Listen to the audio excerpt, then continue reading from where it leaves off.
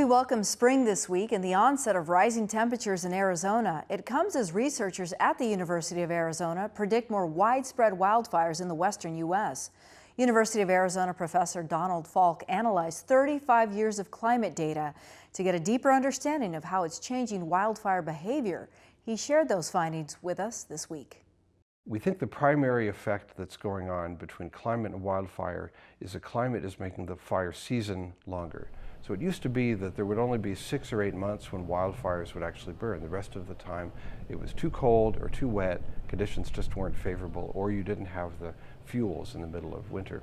Well, now we are close to a 9 or 10 month fire season throughout much of the western U.S. And here in southern Arizona, we are pretty much 12 months of the year. There could be fire in any given month of the year.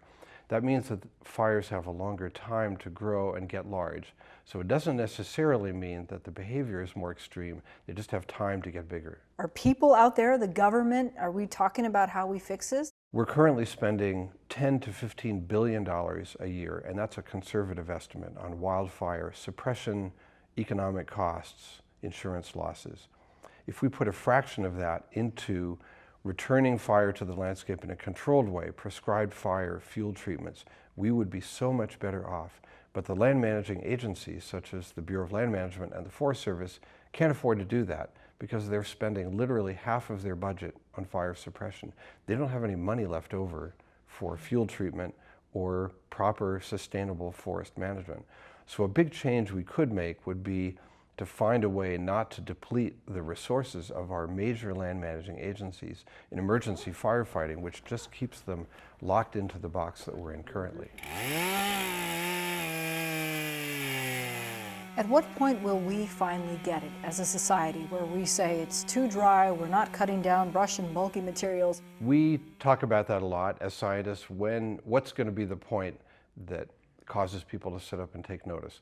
Certainly the 2017 fire season throughout the West, but especially in northern and southern California, was a wake-up call for thousands and hundreds of thousands of people who were affected directly. We hope that that becomes a wake-up call for Congress to understand that we can't simply keep doing what we're doing. And it's interesting to note, by the way, these fires, it was not only the fire risk itself within the perimeter of the burned area, it was the post-fire flooding, which is very consequential. And we've seen this many, many times throughout the United States, not just in the West. It seems that people always want to go back to those areas and rebuild. They do. We love living next to nature and surrounded by it. And that's a very human instinct, and it actually comes from a very good place. People's affinity for nature, that's a very important property of us as a species. But if you do that in an area that is fire prone, you can't then act surprised when you find yourself surrounded by fire. So here's the thing. The main signature that we saw of climate on affecting the area burned is winter and spring rainfall and temperatures, and then some signal in summer temperature as well. So these are the things that are driving wildfire to be larger and more unpredictable. Those are exactly where climate change is taking us. So the lesson is we can't simply go on rebuilding and saying, oh, well, we've had our fire and now we're safe for another 50 years. It's not going to work like that. And we're going to be putting people's lives at risk and property and huge amount of resources at risk if we keep thinking that the problem will go away. It's not going to.